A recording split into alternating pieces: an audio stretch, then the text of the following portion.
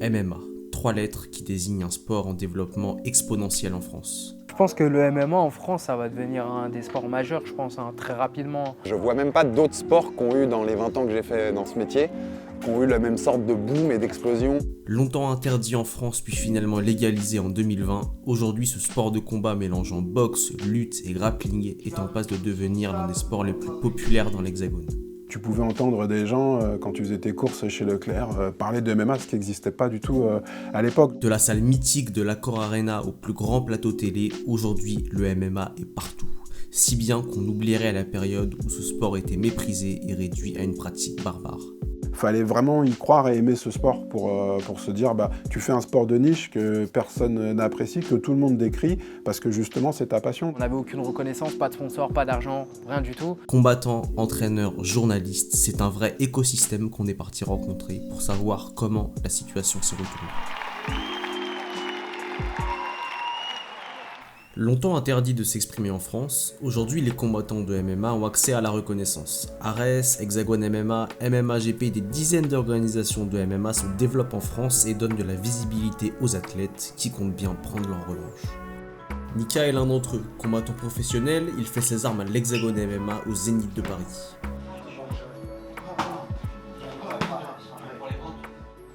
Tu sais faire tout ça, ne le supprime pas.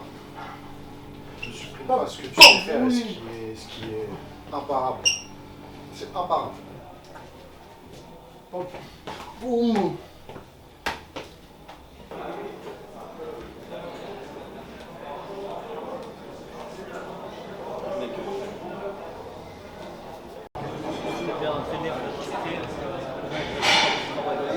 Tu as les capacités, tu as tout ce qu'il faut. Allez Nika. Tu as tout ce qu'il faut. Fais-toi plaisir de viens avec moi. Nous avons une information des places au premier combat de cette soirée. Combat dans la catégorie Lightweight. Monsieur Nicolas Borati. Allez toi mon gars.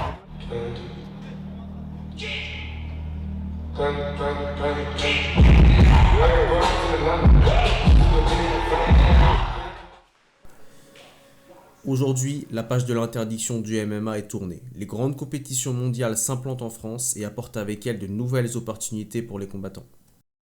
On arrive vraiment à la bonne période, juste le moment où ça a commencé à switcher. Donc nous, on est vraiment très contents d'être arrivés à cette période parce qu'on le vit vraiment le MMA avec l'UFC à Paris, Bellator à Paris. Et voilà, nous, on peut qu'être contents, profiter du moment et kiffer en vrai parce qu'on s'en rend même pas compte, nous, en soi. Moi, je suis journaliste depuis 2001.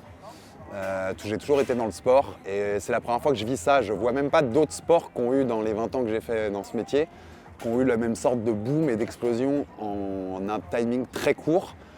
Déjà parce que la plupart des sports n'ont pas été légalisés au contraire du MMA pendant ces 20 ans. Et c'est cool parce qu'en effet, tu sens des choses se passer, tu participes à un mouvement en fait. C'est un côté, clairement, il y a aussi un côté un peu fierté. D'autant pour nous qui sommes des vieux fans et qui pendant longtemps, quand on parlait de MMA dans les rédactions sportives, on ne nous donnait pas l'heure, on ne nous donnait pas l'heure du tout. Mon poing et mon épaule, je l'ai poussé vers l'avant pour rentrer ma tête. Dès que c'est fait, je vais le déplacer et aller récupérer sa jambe avec la mienne. Ces nouvelles opportunités donnent désormais aux combattants un rôle qui dépasse largement la cage octogonale.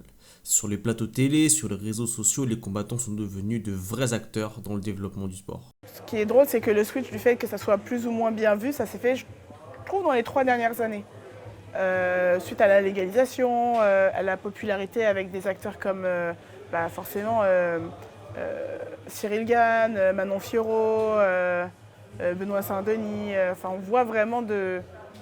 je pense que c'est par le biais de ces acteurs du MMA que c'est mieux vu. On ne rentre pas dans les jambes sans faire de préaction. La tête au centre, on enlève les contrôles. Tu fais renverser, tu vas reprendre le point. Il faut vraiment que tu sois stable et que tu bloques complètement le jeu. On voit que ce sport évolue à une vitesse folle dans le monde et en France, forcément, ça évolue beaucoup parce qu'il est récemment installé. Donc j'ai vraiment hâte de voir ce que ça va donner. Parce que personnellement, je ne sais pas du tout où je vais être dans 6 mois, 1 an, plusieurs années même.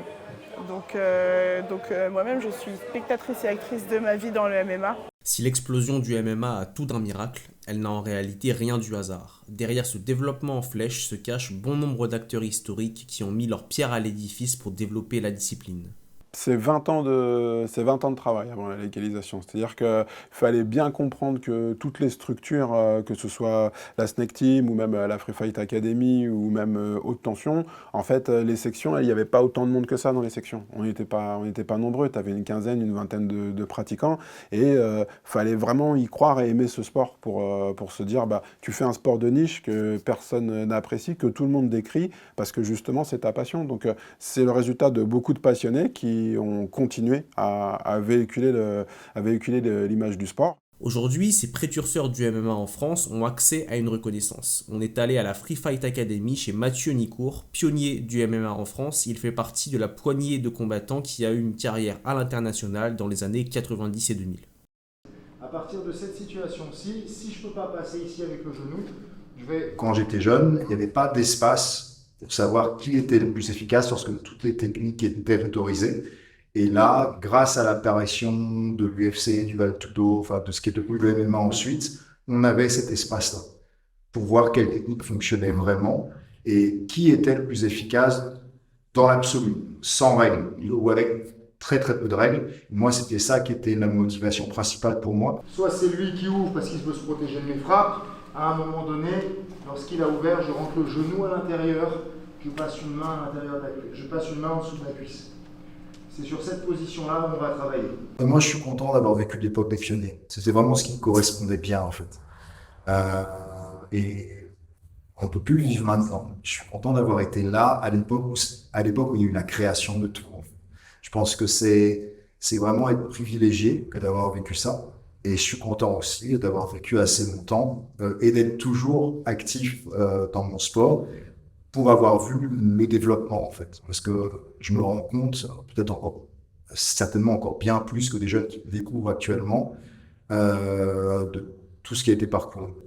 À partir de cette situation-là, je rentre le pied à l'intérieur. Okay, là où je suis rentré avec le genou. Ce qui a beaucoup changé, c'est que les grands médias se sont intéressés à nous. Et donc, les grands médias se sont mis à expliquer au public. Et cette dernière frange de la population qui s'intéressait pas du tout à ce qu'on faisait avait un regard très, très extérieur, qui ont été mis au courant, qui avait un sport qui avait une dimension internationale. La médiatisation du MMA a permis au sport de sortir du cercle restreint dans lequel il était cloisonné depuis 20 ans. Les médias généralistes et spécialisés ont fait office de caisse de résonance pour démocratiser la discipline. On a une vraie tribune, on a un vrai endroit où on peut s'exprimer, parler comme des vrais sportifs. Parce que pendant un long moment, on était sportifs, on combattait à l'international, à haut niveau, pour des ceintures, pour des titres mondiaux. Ils ont été à l'UFC avant que ce soit légal en France. On n'avait pas le statut de haut niveau, enfin on ne l'a toujours pas, mais je pense qu'on l'aura bientôt. On n'avait aucune reconnaissance, pas de sponsor, pas d'argent, rien du tout. Pas de passage dans les médias, où c'était que des médias très spécialisés, très nichés sur Facebook à l'époque. Quand il y a des journées médias aujourd'hui pour l'UFC avec Cyril Gane pour le lancement de la billetterie, on a eu ça en juin, il y a une vingtaine de médias qui vont de l'AFP à RMC en passant par CNews, par Le Parisien, par l'équipe, donc tous les médias ont sauté dessus. Mais je ne le verrais pas comme un opportunisme pur, je le verrais plutôt comme une notion de réalité de l'ère du temps.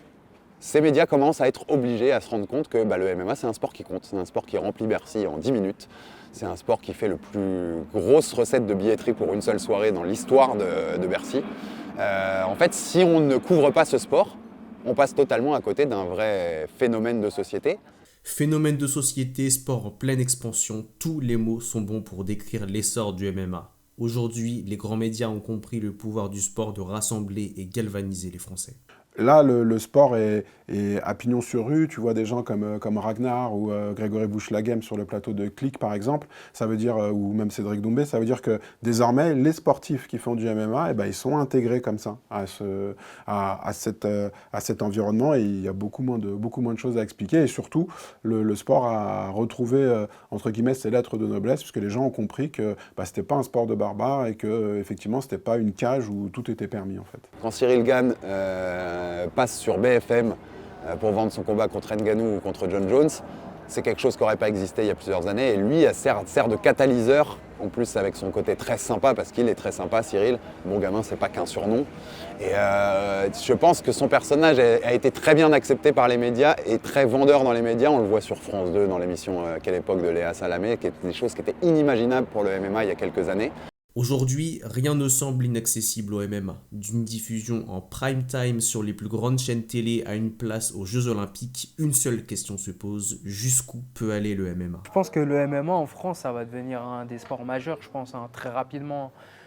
Numéro 3, numéro 2 derrière le foot c'est indétrônable, mais je pense que ça va passer le judo, ça va passer le basket, le rugby ça va avoir un petit peu du mal, mais ça va sûrement le passer aussi. Et après, on n'est pas à l'abri qu'il y ait des diffusions presque sur TF1, M6 et tout, qui se battent vraiment pour les droits des gros events, ou qu'on ait un UFC au Stade de France, ou à Nice, à Marseille, dans d'autres grandes villes françaises. Nous, avec Jonathan Macardy, qui est mon acolyte du RMC Fighter Club, on a déjà débattu sur le fait de savoir si ça pouvait un jour devenir le deuxième sport en France. Rien ne rattrapera le football. À RMC Sport, ça fait plus de 10 ans que j'y suis, 80% là, minimum, de tout ce qu'on produit, que ce soit en termes d'émissions, de papier sur le site web, de podcasts, de choses, concerne le football. Le football restera un totem absolu, on ne le touchera jamais, on ne l'approchera jamais. Par contre, je pense que par rapport à des sports comme le rugby, le tennis, le basket prend un énorme développement, notamment avec la NBA. Donc peut-être que le basket aussi, à un moment, sera un peu intouchable à la deuxième position. Mais je pense qu'il a moyen de ferrailler avec ces sports-là, le MMA. Parce que c'est un sport jeune, donc dont l'audience va continuer de grandir et d'attirer des jeunes, que les jeunes d'aujourd'hui, dans 10 ans, je pense, s'ils sont vraiment passionnés, regarderont toujours le MMA. Donc on aura les anciens jeunes et les nouveaux jeunes qui se réuniront pour voir ça. On est en capacité d'avoir le deuxième sport en France en termes d'audience dans quelques années, je pense. Le parcours du MMA est celui d'une vraie traversée du désert. Marginalisé et considéré comme une activité barbare dans les années 90, aujourd'hui le sport connaît un essor sans précédent et acquiert une nouvelle respectabilité. La France est l'un des derniers pays à avoir légalisé le MMA après une bataille politique et médiatique qui a duré plus de 20 ans. Résultat d'un travail acharné des acteurs historiques du MMA. Plus qu'un sport, le MMA est une cause qui fraye son chemin vers le sommet.